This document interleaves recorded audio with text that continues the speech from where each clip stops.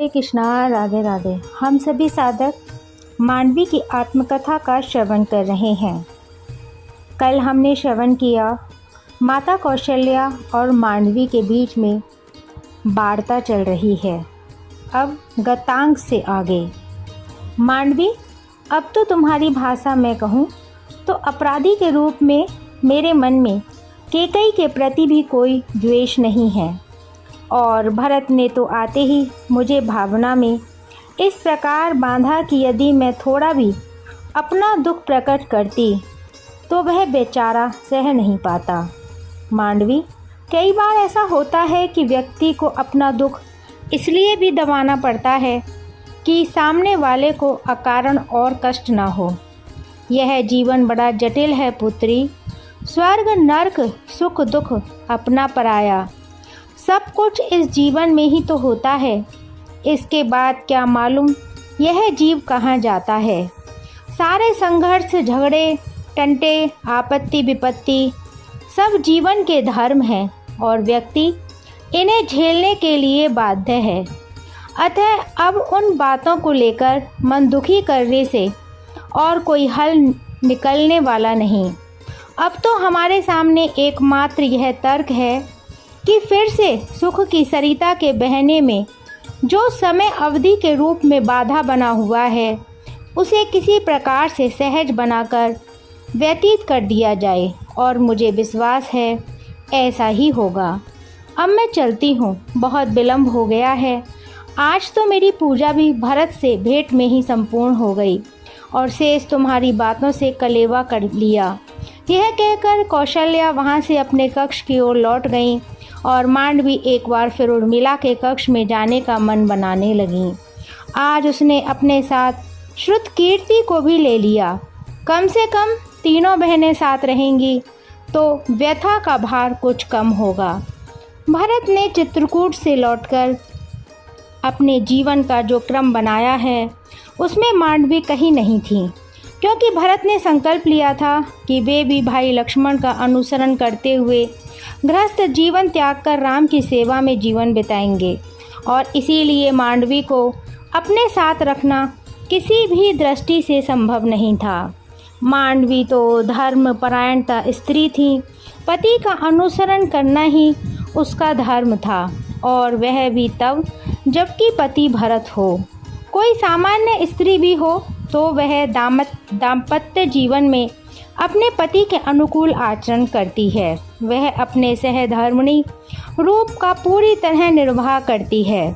जबकि मांडवी तो भरत की पत्नी थी, तो फिर उनका तो जीवन जितना निजी है उससे कहीं अधिक सामाजिक है। इसीलिए चित्रकूट से लौटने के बाद जब भरत ने नंदीग्राम आते समय मांडवी को अपना मन बता दिया था, तो स्थिति को देखते हुए मांडवी को इस पर कोई आश्चर्य नहीं हुआ, क्योंकि जब बहन उर्मिला इस जीवन को सहज स्वीकार कर सकती है तो फिर उसके लिए क्या बाधा हो सकती थी।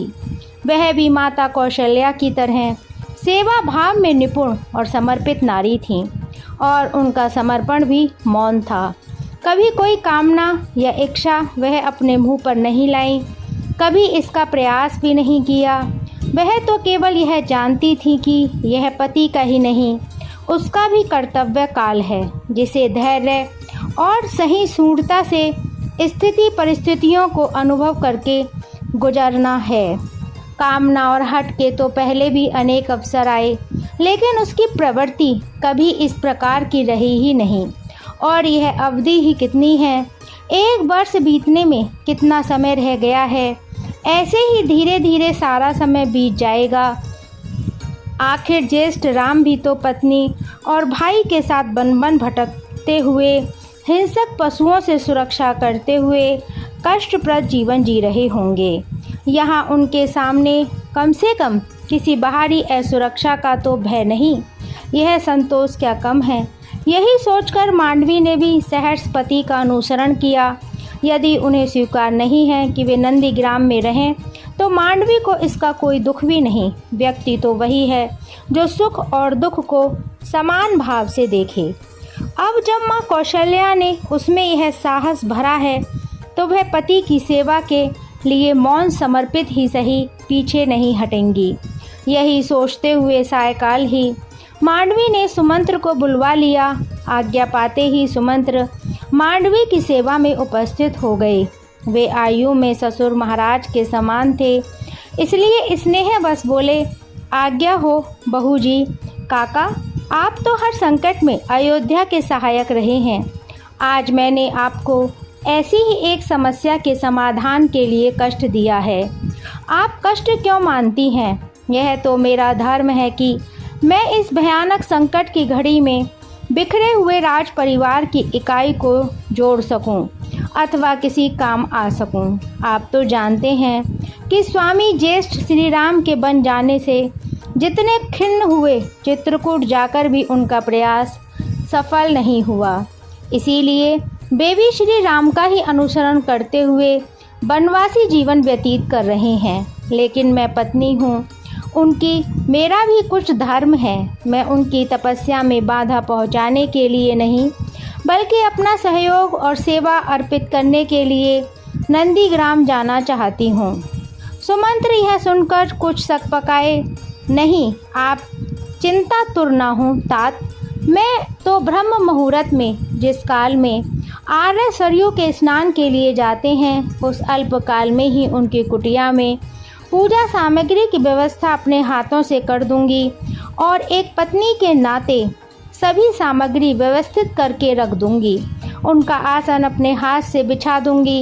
इतने ही काल में वे लौट आएंगे और मैं बिना पीछे मुड़े धीरे धीरे कदम पीछे लौटा लूँगी। कुछ क्षण पार्श्व में या कहें पृष्ठभाग में स्थित बट वृक्ष के नीचे व्यतीत करने के बाद जब स्वामी की पूजा समाप्त हो जाएगी तभी लौट आऊँगी। अधिक समय नहीं लगाऊंगी और मेरा यह प्रयास रहेगा कि मेरी उपस्थिति का स्वामी को भान ना हो।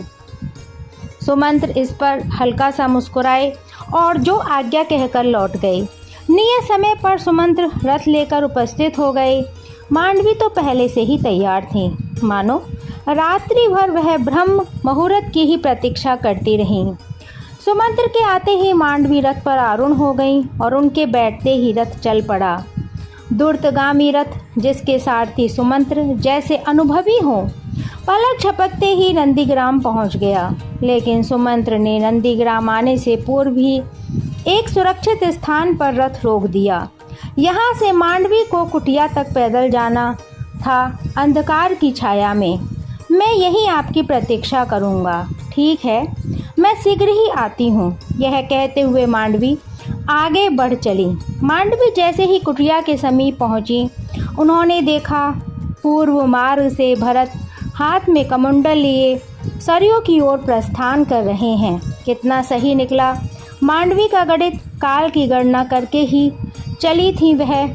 उसे कुछ देर भी भरत के गमन की प्रतीक्षा नहीं करनी पड़ी। जब भरत काफ़ी दूर निकल गए तो शीघ्रता से मांडवी कुटिया में प्रविष्ट हुई। द्वारपाल ने रानी जी को पहचान लिया। आदरपूर्वक उनके सामने अपना मस्तक झुकाया और पीछे हट गया। आज मांडवी ने पहली बार एक गृहिणी की भूमिका निभाते हुए स्वयं अपने हाथों से अपने स्वामी की कुटिया बुहारी और फिर उसमें जल छिड़का। साफ स्थान पर कुसा का आसन बिछाया। पूजा की सारी सामग्री, पुष्प, धूप आदि वह साथ लाई थी, जो उसने नियत स्थान पर रख दिए। यज्ञ कुंड, समिधाएं, आहुति की सामग्री, घृत, दिया बाती सभी चीज़ें व्यवस्थित कर दी और साथ में रख दी एक पुष्पमाला। यह सब करने के बाद अपने कर्म का अंतिम चरण पूरा करने के लिए वह स्थापित सिंहासन पर रखी हुई स्वर्ण पादुकाओं के सामने मस्तक झुकाकर बैठ गईं। पादुकाओं को माथे से छूकर 3 बार आंचल से उनका स्पर्श किया और फिर बिना पीछे मुड़े कदम लौटाती हुई कुटिया से बाहर आ गईं।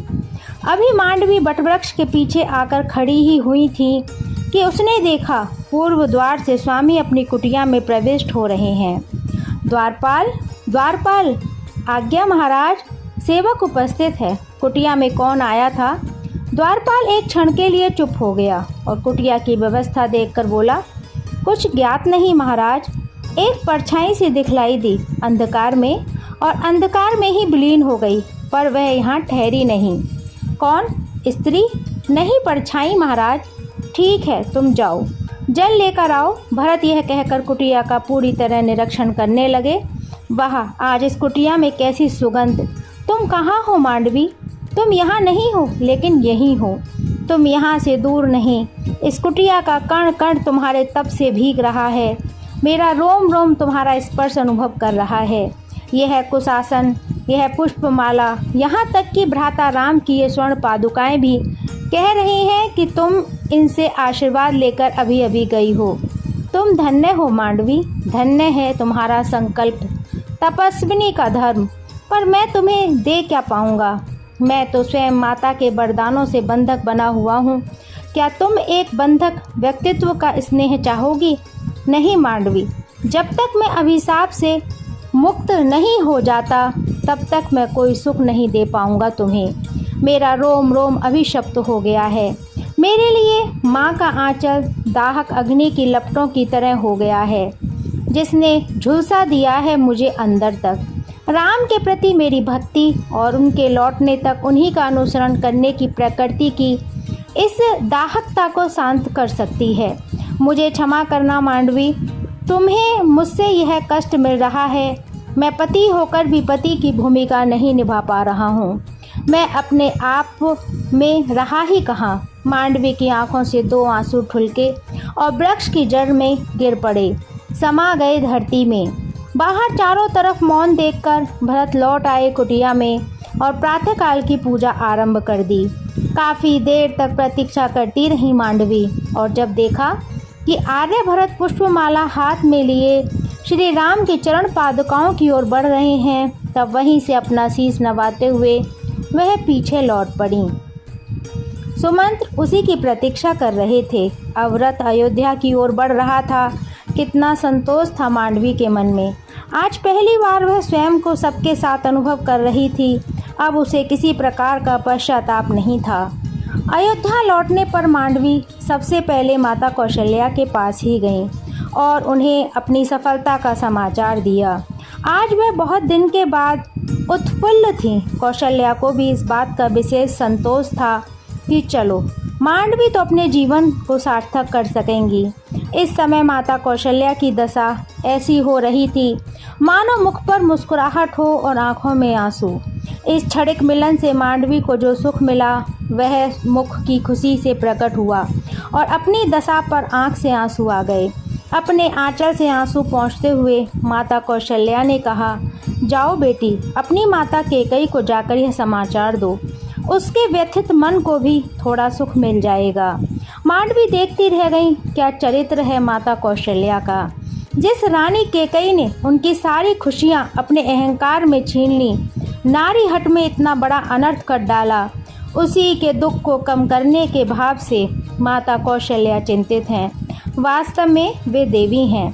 यह विचार मन में आते ही मांडवी की आंखों में आंसू आ गए और बोली, माँ, मन करता है तुम्हारे चरणों में ही बैठी रहूं और इन्हीं चरणों में मेरी मृत्यु हो जाए, तो मुझे लगेगा कि मेरा कोई पुण्य फल मुझे मिला है। अरे बावली, मैंने ऐसा क्या कर दिया? आपके बारे में कुछ भी कहना सूर्य को दीपक दिखाना है। माता, आप वास्तव में ममता का उछाल खाता सागर हैं, जो अपने दुख को भूलकर दूसरे के दुख को दूर करने में ही अपना सुख जान लें।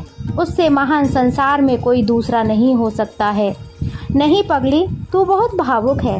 मैंने ऐसा कुछ नहीं किया है, और फिर मैं बड़ी हूँ।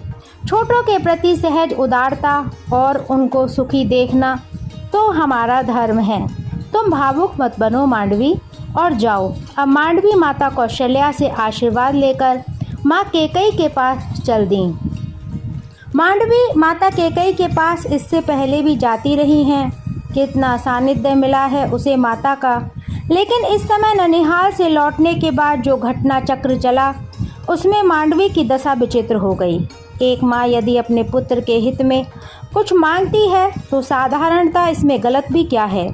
माता कैकेयी ने भी यही किया। लेकिन माता कैकेयी यह अवश्य भूल गई हैं कि वे केवल सामान्य नारी नहीं, राजमहिषी हैं और राजमहिषी का दायित्व राजा से किसी भी प्रकार कम नहीं होता।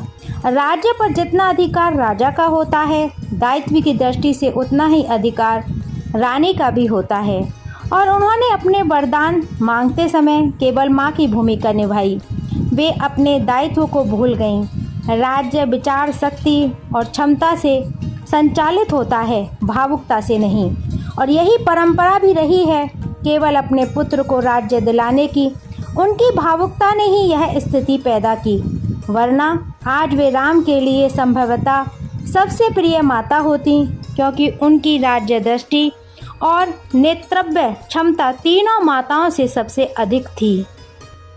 आज का यह प्रसंग इतना ही। कल इससे आगे श्रवण करेंगे। हरे कृष्णा, राधे राधे।